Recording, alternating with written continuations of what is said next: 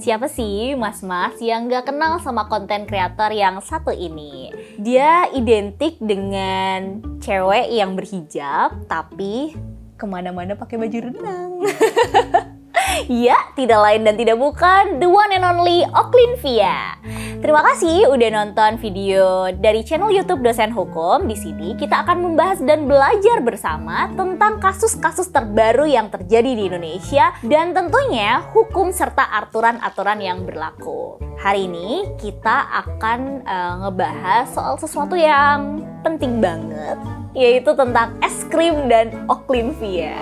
Selebgram cantik, seksi yang gemar berpose dan beradegan seronok ini belakangan tuh ramai diperbincangkan. Tapi tentu saja bukan untuk sesuatu yang positif atau prestasi, melainkan untuk kontroversi ya.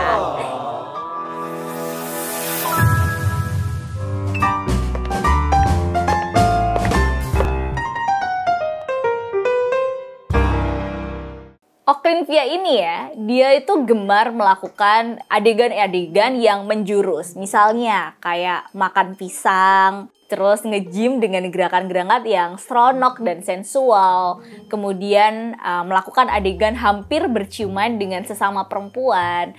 Dan hingga yang terbaru ini, yaitu adegan menjilat es krim yang dipegang oleh seorang laki-laki di depan area sensitif. Video ini kemudian mendapatkan kecaman dari banyak netizen. Dan akibat dari aksinya tersebut, dia dilaporkan ke polisi oleh beberapa pihak. Seperti misalnya pengurus besar Serikat Mahasiswa Muslim Indonesia, Umi Pipi, dan beberapa pihak lainnya dengan berbagai tuduhan. Di antaranya aksi pornografi, kemudian dugaan pelanggaran kesusilaan hingga penistaan agama. Laporan tersebut terregister dengan nomor LP-B-2020-2023-SPKT-Polres Metro Jakpus Polda Metro Jaya pada hari Senin 14 Agustus 2023. Atas laporan tersebut, pada hari Kamis 24 Agustus 2023, Oklynvia bersama dengan tim penasihat hukumnya datang ke Polres Metro Jakarta Pusat untuk menjalani pemeriksaan sebagai saksi terlapor. Dan Oklynvia dikabarkan mendapatkan 26 pertanyaan seputar jilatan es krim ini, termasuk soal motif dia melakukan hal tersebut. Kok nanya ya Pak? Kan jelas nih alasannya demi viral gitu loh. Nah, karena dianggap cukup kompleks dalam kasus ini, penyidik akan meminta pendapat banyak ahli, termasuk dari MUI, pemuka agama, ahli pidana, Kominfo, dan beberapa ahli lainnya. Repot ya, ini perkara makan es krim doang loh. Tapi terlepas dari itu semua, Oklynvia mengaku mendapat banyak pelajaran atas kejadian tersebut. Dan yang pasti kata Oklyn, dia mendapat teguran dari Allah Subhanahu wa Ta'ala.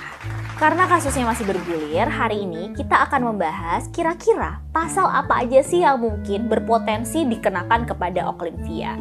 Yang pertama itu tentang kesusilaan. Nah, susila ini berasal dari kata susila dari KBBI, artinya baik budi bahasanya, beradab atau sopan, sedangkan kesusilaan merupakan perihal susila yang berkaitan dengan adab dan sopan santun. Sehingga tidak susila atau tidak baik tingkah lakunya adalah perbuatan atau tingkah laku yang menyimpang dari norma dan kaidah kesopanan.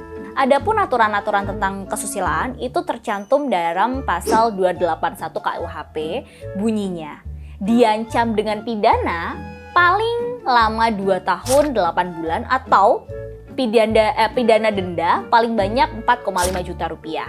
Barang siapa dengan sengaja terbuka melanggar kesusilaan, dan barang siapa dengan sengaja dan di depan orang lain yang ada di situ bertentangan dengan kehendaknya melanggar kesusilaan.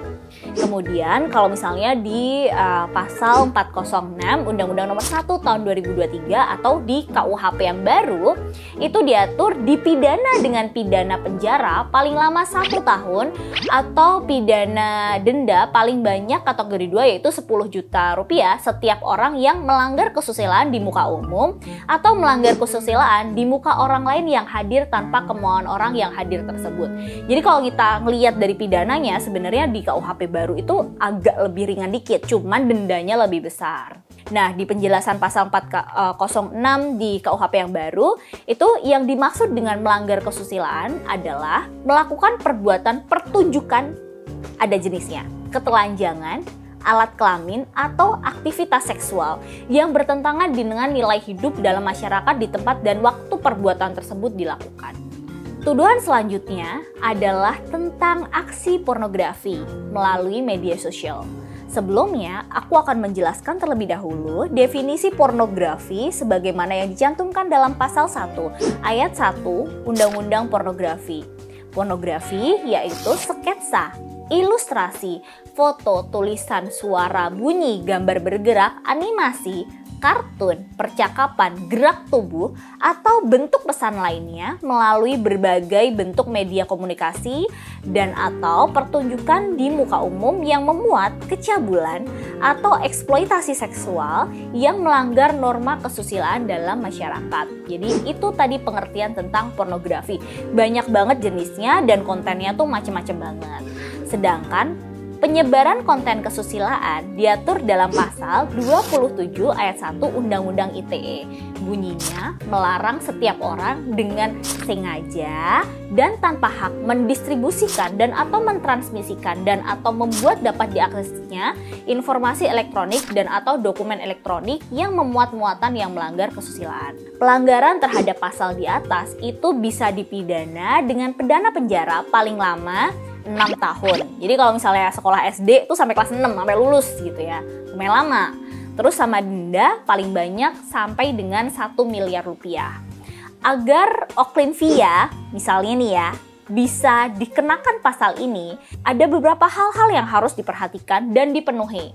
Yang pertama, bahwa kontennya itu terbukti melanggar kesusilaan yang merupakan sesuatu yang ditransmisikan dan atau didistribusikan atau disebarkan dapat dilakukan dengan cara pengiriman tunggal ke orang perseorangan, jadi kayak langsung di chat kayak gitu, atau misalnya di broadcast ke banyak orang lewat broadcast WhatsApp, atau misalnya langsung diupload aja di TikTok, Instagram, dan lain-lain gitu. Kalau yang ini sih kayaknya masuk ya, karena dia upload di TikTok kan. Terus yang nomor 2, itu fokus perbuatan yang dilarang adalah perbuatan mentransmisikan, mendistribusikan, dan atau membuat dapat diaksesnya informasi atau dokumen elektronik berbuatan melanggar kesusilaan dan bukan pada perbuatan kesusilaan itu sendiri. Jadi maksudnya tuh yang diomongin di sini ya cuma sesuatu yang disebarin aja gitu, bukan kesusilaannya sendiri, melainkan apa yang dibagikan kepada orang secara luas. Yang dimaksud membuat dapat diaksesnya adalah jika misalnya Oklinvia dengan sengaja membuat publik bisa melihat, menyimpan, mendownload ya, atau mengirimkan kembali konten yang melanggar kesusilaan tersebut gitu. Ini sih harusnya masuk ya, soalnya kan dia upload sendiri gitu loh. Bukan ada orang lain yang upload, dia upload sendiri dengan kesadaran penuh. Oke, nah selain itu pelaku pelanggaran pasal 4 ayat 1 Undang-Undang Pornografi yang disebutkan di awal tadi itu diancam pidana penjara paling singkat 6 bulan dan paling lama 12 tahun. Lumayan ya, 12 tahun. Umurnya sekarang 19 tambah 12, berapa sih? 31 ya? Agak serem sih. Atau pidana denda paling sedikit tuh 250 juta rupiah dan paling banyak 6 miliar rupiah. Sampai belibet. Dugaan yang sebenarnya jadi sorotan itu justru datang dari isu tentang penodaan agama yang rame digoreng di luar sana. Kenapa isu penodaan agama ini bisa muncul? Ternyata adalah karena fakta Oklinvia itu perempuan yang identik dengan hijab tapi melakukan hal-hal yang agak kurang senonoh sebenarnya ya dengan pakaiannya tersebut. Maksudnya orang tuh gini loh, Kalau udah perempuan identik dengan hijab, iya dia itu menggunakan marwahnya gitu loh sebagai perempuan hijabi gitu. Cuman Aplin Viadi kan agak lain ya, jadi dia menggunakan hijab tapi tetap aja gitu loh. Dia melakukan hal-hal yang mempunyai unsur erotis, sensual, mengundang kayak gitu. Itu yang menjadi keberatan dari banyak orang tentang kasus ini gitu. Makanya dibawanya tuh ke penodaan agama. Dari dipicu karena aksi-aksinya tersebut, maka ada isu tentang penodaan agama sebagaimana yang diatur dalam Undang-Undang Nomor 1 Garing PNPS tahun 1956 tentang pencegahan penyalahgunaan dan atau penodaan agama yang kemudian dimasukkan ke dalam Kitab Undang-Undang Hukum Pidana pasal 156A yang berbunyi perbuatan yang pada pokoknya bersifat permusuhan, penyalahgunaan atau penodaan terhadap suatu agama yang dianut di Indonesia. Adapun syarat yang bisa menjadi tersangka dalam pasal 156 ini yaitu pelaku dengan sengaja mengeluarkan perasaan dan atau melakukan perbuatan yang pada pokoknya bersifat permusuhan, penyalahgunaan dan atau penodaan terhadap suatu agama yang dianut di Indonesia. Perbuatan yang dilakukan di muka umum atau melalui media tertulis atau elektronik. Dalam penapannya, pasal ini digunakan juga bersama dengan ketentuan peraturan perundang-undangan lain, antara lain Undang-Undang Nomor 11 Tahun 2008 sebagaimana telah diubah dengan Undang-Undang Nomor 19 Tahun 2016 tentang informasi dan transaksi elektronik atau yang biasa disebut sama Undang-Undang ITE. Ketika suatu tindakan yang diduga sebagai penistaan agama ini disebarkan secara virtual dan meresahkan atau membuat marah masyarakat, maka sanksi pidananya pun dapat diberlakukan pada saat itu. Jadi pelaku itu dapat dikenakan sanksi berdasarkan pasal 45 ayat 2 serta pasal 28 ayat 2 dengan sanksi pidana berupa pidana penjara paling lama 6 tahun dan atau denda paling banyak 1 miliar rupiah. Banyak ya. Nah, karena yang dibahas di sini adalah menyerempet tentang penodaan agama, maka aku mau sedikit aja ngomongin tentang fatwa MUI tentang pornografi dan porno aksi, yaitu fatwa nomor 287 tahun 2001 yang menetapkan nomor 1, menggambarkan secara langsung atau tidak langsung tingkah laku secara erotis, baik dengan lukisan, gambar, tulisan, suara, reklame, iklan maupun ucapan, baik melalui media cetak maupun media elektronik yang dapat membangkitkan nafsu birahi adalah haram. Cukup sering ya dilakukan sama Oklin-Via dalam konten-kontennya. Nah, yang kedua itu membiarkan aurat terbuka atau berpakaian ketat atau tembus pandang yang dimaksud untuk diambil gambarnya baik untuk dicetak maupun divisualisasikan itu adalah haram. Masuk sih ini ya, baju renang Mbak Oklin nih masuk sih harusnya. 3. Melakukan pengambilan gambar sebagaimana dimaksud pasal 2 adalah haram, tapi dibikin konten, masuk. 4. Melakukan hubungan seksual dan atau adegan seksual di hadapan orang, melakukan pengambilan gambar hubungan seksual dan atau adegan seksual baik terhadap diri sendiri maupun orang lain, dan melihat hubungan seksual dan atau adegan seksual adalah haram. Adegan seksual juga sih ini kayaknya ya. 5. Memperbanyak, mengedarkan, menjual, membeli, dan melihat atau memperlihatkan gambar orang baik cetak atau visual yang terbuka auratnya atau berpakaian ketat atau tembus pandang yang dapat membangkitkan nafsu birahi atau gambar hubungan seksual dan atau adegan seksual adalah haram. 6. Membuat intim atau berdua-duaan khalwat antara laki-laki dengan perempuan yang bukan muhrimnya dan perbuatan sejenis lainnya yang mendekati atau mendorong atau melakukan hubungan seksual di luar pernikahan adalah haram. 7. Memperlihatkan aurat, yaitu bagian tubuh antara pusar sampai lutut bagi laki-laki dan bagian tubuh selain muka, telapak tangan, dan telapak kaki bagi perempuan adalah haram kecuali hal-hal yang dibenarkan secara syar'i. 8. Memakai pakaian yang tembus pandang atau ketat yang dapat memperlihatkan lengkuk tubuh adalah haram. Perlihatkan lengkuk tubuh, dibahasnya bolak-balik nih Mbak ya. Yang kesembilan, melakukan suatu perbuatan dan atau suatu ucapan yang dapat mendorong terjadinya hubungan seksual di luar pernikahan atau perbuatan sebagaimana dimaksud. Angka 6 adalah haram.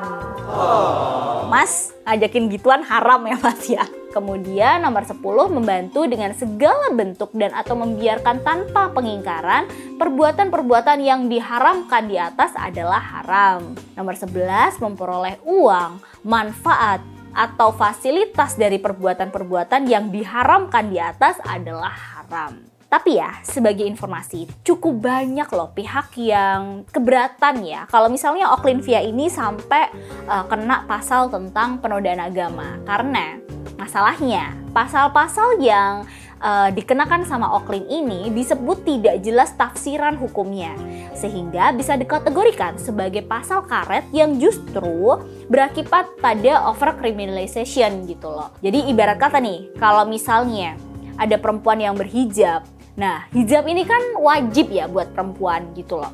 Kalau misalnya terhadap perempuan yang berhijab tadi ada kelakuan-kelakuan yang agak lain, yang salah tuh bukan dia karena dia berhijab gitu loh, tapi perbuatan aja yang harus dibenerin. Jadi jangan sampai perempuan yang berhijab justru punya beban yang lebih gede daripada perempuan yang tidak berhijab. Kira-kira kayak gitu ya. KUHP versi terbaru sendiri sudah mengganti ketentuan tentang penodaan agama yang membatasi ke arah ujaran kebencian aja gitu. Jadi jangan digoreng apa-apa ke agama. Maka dari itu, konten Oklin Via jelas tidak masuk ke dalam ekspresi tentang penodaan agama dalam hukum pidana baru. Kalau menurut kamu gimana? Apakah Oklin Via masih bisa dibawa atau digiring kepada pasal penodaan agama? Atau ya sebenarnya nggak ada penodaan agamanya sama sekali gitu loh. Masalah dia berhijab ya itu memang kewajiban dia sebagai perempuan muslim gitu. Tapi gimana ya? Lina Mukherjee aja masuk loh pasal penodaan agama ini. Perlu nggak ya kita bahas soal Lina Mukherjee? Komen ya. Sebagai tambahan informasi, kalau misalnya suatu saat kamu menemukan konten Oklin Via menjilat yang lain atau misalnya menemukan konten kreator yang lain melakukan hal yang serupa, mengganggu gitu buat kalian nggak usah galau, nggak usah gampang, nggak usah tiba-tiba lapor polisi atau lapor LSM gitu ya misalnya. Kalian cukup melakukan pengaduan aja lewat Haloyot dari situs resminya Kominfo. Karena di sini kamu bisa melaporkan, mengadukan konten-konten yang menurut kalian itu kayak ini konten bisa merusak generasi penerus bangsa nih gitu. Jadi caranya pertama adalah mendaftarkan diri dan membuat akun di aduan-konten.id. Kemudian mengunggah kontennya, jangan lupa untuk melakukan screenshot dan memberikan alasan kenapa menurut kalian konten ini mengganggu gitu loh, atau kenapa harus diaduin gitu. Kemudian aduan tersebut akan diverifikasi dan dipantau terus prosesnya sehingga kemudian bisa ditindaklanjuti. Nah, semoga beneran ditindaklanjuti ya konten-konten kayak gini, karena aku ngerasa sih kita sekarang harus mulai membatasi diri, seenggaknya membatasi diri lah ya untuk mendapatkan konten-konten yang lebih bijak gitu loh, karena konten tuh sekarang gila banget. Kita scroll sejam di sosmed itu udah nggak berasa gitu loh, sedangkan apa yang masuk ke kita itu macem-macem banget gitu. Kadang-kadang algoritmanya sekarang bukan cuman apa yang kita cari aja gitu, suka mix banget gitu, dan nggak semuanya tuh berguna atau bermanfaat buat kita. Jadi filter itu terletak pada kita sendiri. Oke, thank you banyak udah nonton video ini. Tapi sebelumnya aku mau minta pendapat kalian. Menurut kalian, apakah konten-konten ini harus dibasmi atau ya dibiarin aja gitu loh? Karena sebagai variasi dari berbagai macam konten yang menjadi hiburan buat kita. Itu aja sih kayaknya ya. Aku ngerasa bingung kenapa konten-konten ini belakangan banyak banget. Kayak misalnya kita nge-scroll TikTok atau Instagram, pasti meskipun kita nggak nyari, kita kan ketemu sama konten-konten kayak gituan. Jadi filter itu pada akhirnya terletak pada kita sendiri ya kan. Nah, aku mau nanya sama kalian, apakah di antara kalian ada yang pernah ngelaporin atau merasa terganggu deh seenggaknya sama konten-konten kayak gini? Atau justru sebaliknya, kalian merasa orang-orang yang mendapatkan manfaat dari konten-konten semacam ini? Kalau misalnya dapat manfaat, aku penasaran gitu loh, manfaat apa? Tolong komen ya, tolong kasih tahu aku kenapa konten ini bisa banyak banget dan banyak banget yang suka. Thank you banyak udah nonton video ini sampai selesai. Kalau misalnya ada informasi yang kurang atau salah, boleh silakan direvisi atau ditambahkan di kolom komen. Sampai ketemu di video selanjutnya. Jangan lupa tekan like, comment, subscribe, dan turn notification on. Jadi kalau dosen hukum upload video baru, kamu langsung tahu.